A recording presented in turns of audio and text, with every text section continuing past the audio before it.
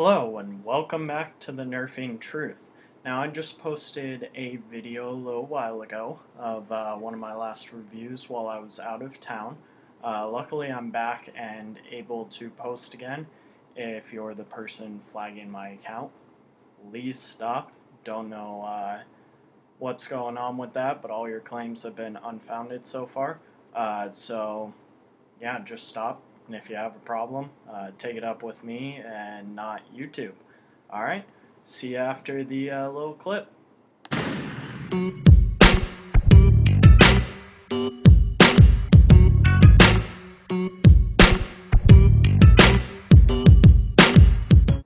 So today's episode, I'm looking to cover a little bit of the news that hopefully most of you know by now, but just kind of give you my insights as well. So first up, let's go ahead and start off with Nerf. Now, Nerf has announced several upcoming blasters. One of them is the Demolisher 2-in-1 system, which is going to go along with the new Elite color scheme, which is orange and white. Not necessarily a huge fan. I think that the white looks sick on especially the Retaliator and the whatchamacallit, rough cut. I think that that'll make a cool combination, but the orange I'm just not feeling. But anyways, the Demolisher 2-in-1 will come out in the orange. Now it's looking like it's going to be semi-automatic, so it's going to be similar to what you see in a Strife as well as what you see in the Raven. Now, that to me is a little disappointing. I'd rather have another automatic blaster, but that's just me. The unique thing about it, though, and is what contributes to its 2-in-1 name, is it's going to have a, not necessarily under the barrel because it doesn't really have much of a barrel, but it's going to have an integrated grenade launcher. Now, it's just going to be what looks to be a simple air tank, much like what they've done with their recent Super Soakers, where you're just going to take that little grip underneath there, you're going to pull it out, and the more strength you use and force you use to push it in will affect kind of how far it's actually going to go. I think that it's a cool innovation. I think that it's something that Nerf has needed to do for a while. I kind of like the idea of a grenade launcher on a Nerf blaster. No other reason than it's just probably going to be fun to use. So, will I get this blaster? I'm kind of on the fence on this one. If the grenade launcher was detachable and could be integrated into other Nerf blasters, heck yes, I'd be on board in a second. But that doesn't look to be what it's going to do. Other than that, it's just got what looks to be a pretty strong stock that's going to be able to carry another one of the grenades. So the stock may be worth it. Maybe I can saw off that grenade launcher depending on what the internals actually look like and integrate it, which in that case, yes. But I'll probably hold off for a little while on that one.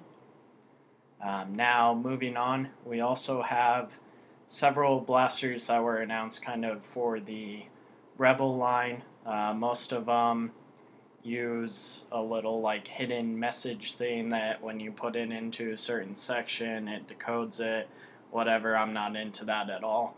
But what they announced at the same time, or actually around the same time as the Demolisher, was the Rebel Agent Bow.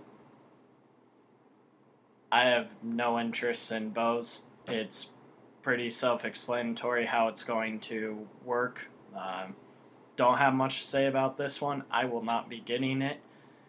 Now, also, they have updated information on the Slingfire, which I am super excited about.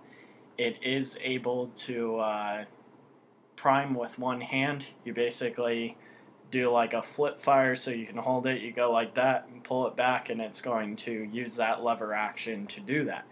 I think that's great. I'm still excited for that blaster.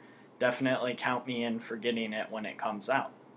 Last of the big announcements that they made was for the new Mega Bow. Now, of course, like I just said, I'm not a big fan of bows. This looks downright stupid to me. You're more than welcome to disagree with me, but it basically looks like a box. They should call it that. I think it's titled the Mega Thunderbow. If I'm wrong, I'll fix that. But it should be titled the Mega Thunder Box because it's just a box. It seems pretty pointless. Now, what is speculated for how it works is when you pull back on the string, that top arm right here is actually going to pull back with it, and that's going to then prime the blaster that way. So it's not necessarily using the string. As you can see, the string is not connected to any sort of plunger tube or anything like that.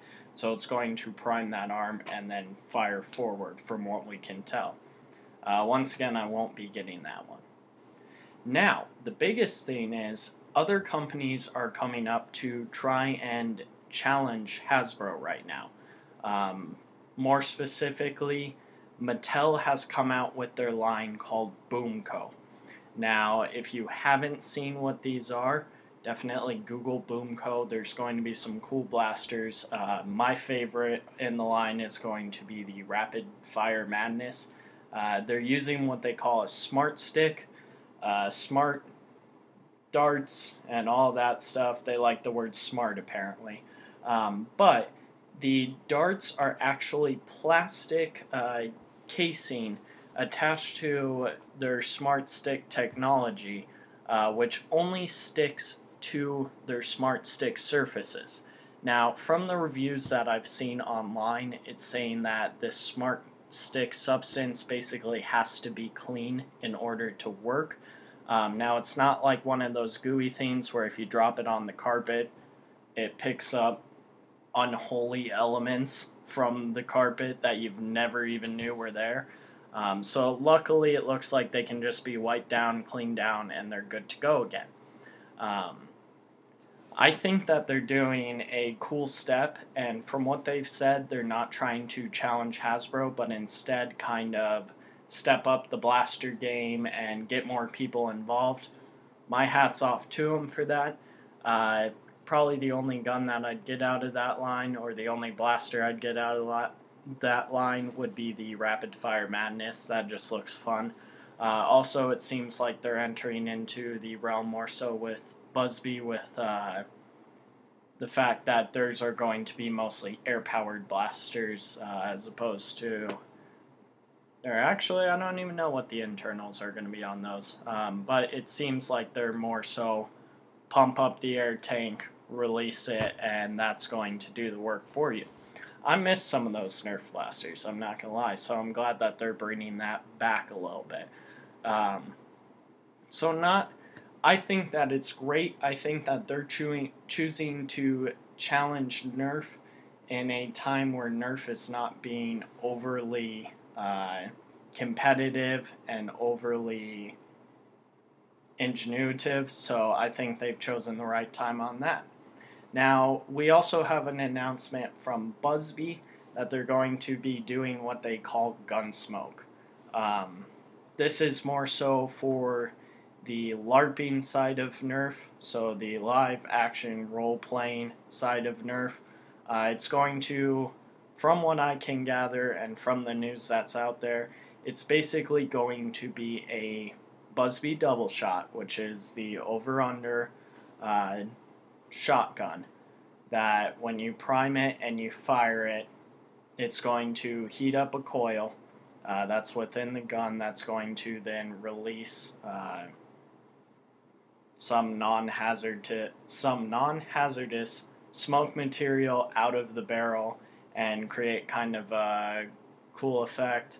I think this will be mostly for the gimmick of cosplaying and LARPing. I'm not that excited for it. It's going to be around 15 bucks, I think, when it comes out, so it's not overly expensive. I may just check it out to see what it is, but I kind of want to see more information on some of this stuff once it comes out. Like I've said in this video, the only one that I am overly excited for, like heck yes, I'm going to get out there and get it, is the Slingfire. So let me know what you guys are thinking in the comment section below.